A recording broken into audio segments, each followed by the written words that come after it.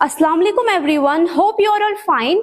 आज हम बात करने वाले हैं classification of diseases. Competitive exams में इस टॉपिक में से बहुत सारे क्वेश्चंस आ जाते हैं, like you should know which diseases are communicable and which are non-communicable.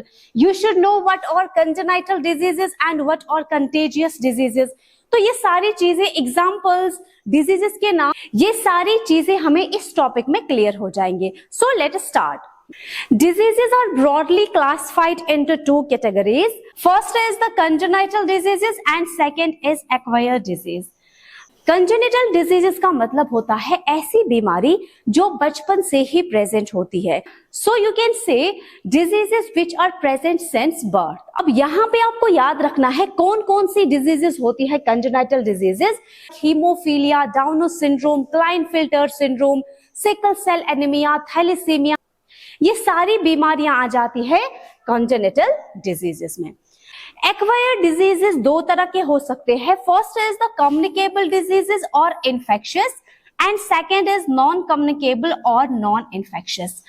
Communicable disease का मतलब वो वाली बीमारियां जो एक इन्फेक्टेड पर्सन से एक नॉर्मल हेल्दी पर्सन में सेपरेट हो सकते हैं। These are known as communicable diseases.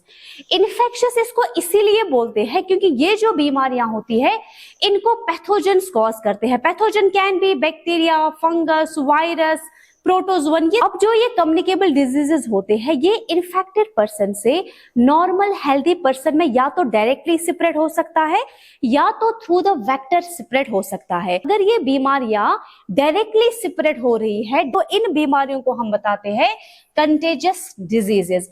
अगर ये थ्रू द वेक्टर स्प्रेड हो रहे हैं तो इनको हम बोलते हैं नॉन कंटेजियस डिजीजेस। कंटेजियस को हम ऐसे समझ सकते हैं, फॉर एग्जांपल अगर एक पर्सन है और उस पर्सन को निमोनिया है या कॉमन कोल्ड है या टीबी है, जब वो पर्सन स्नीजिंग करेगा, छींकेगा, तो अगर आसपास उस वेसिनिटी में कोई नॉर्मल हेल्दी पर्सन होगा तो वो उन ड्रॉपलेट्स को इनहेल कर सकता है। ये डायरेक्टली एक इन्फेक्टेड पर्सन से एक नॉर्मल हेल्दी पर्सन में स्प्रेड हुआ, इसको हम बोलेंगे कंटेजियस। नॉन कंटेजियस को हम मलेरिया डिजीज से समझते हैं।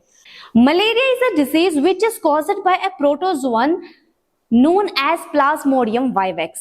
ये Plasmodium vivax एक इन्फेक्टेड पर्सन से एक हेल्दी पर्सन में स्प्रेड होता है through the vector which is known as female anopheles mosquito. Example आप याद रखोगे, malaria and amoebiasis. So this all diseases are communicable और इन्फेक्शियस डिजीजेस। सेकेंड हम बात करने वाले हैं that is the non communicable और नॉन इन्फेक्शियस डिजीजेस। इसमें पहले ही आपको एग्जांपल याद रखना है डेफिशिएंसी डिजीजेस। फॉर एग्जांपल अगर एक पर्सन को विटामिन सी या विटामिन डी की डेफिशिएंसी हो रही है या कैल्शियम की डेफिशिएंसी हो रही है या आरबीसी की डेफिशिएंसी हो रही है, तो ऐसा नहीं होता है कि आप बोलोगे यार इसके पास मत बैठो क्योंकि इसको विटामिन सी की डेफिशिएंसी हो जाएगी, फिर मुझे भी हो सकती है। ऐसा नहीं होता है because these diseases are non communicable diseases. Vitamin C की डेफिशिएंसी अगर हो जाएगी उसको हम बोलते हैं स्कर्वी। विटामिन डी की डेफिशिएंसी अगर बच्चों में हो जाती है उनको हम बोलते हैं रिकेट्स। एनीमिया, अगर number of red blood cells एक पर्सन में डिक्रीज हो जाते हैं उनको बोलते हैं एनीमिया। तो ये सारे डिजीजेस आ जाते हैं डेफिशिएंसी डिजीजेस में and these are non communicable diseases. Second आप याद रख सकते हो डीजेनरेटिव डिजीजेस। डीजेनरेटिव डिजीज का मतलब होता है जब हमारे शरीर में कोई भी सेल या टिश्यू या ऑर्गन खराब हो जाए, अच्छे से काम नहीं कर पाता है, फंक्शन नहीं कर पाता है।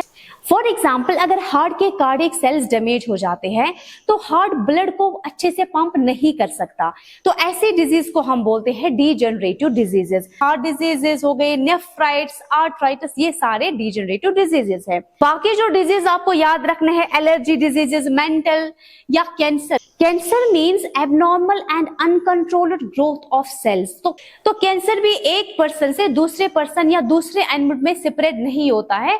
So these all diseases are non-communicable or non-infectious. I hope it is clear to all of you. Don't forget to like, subscribe and share my channel. Take care. God bless you. Allah Hafiz.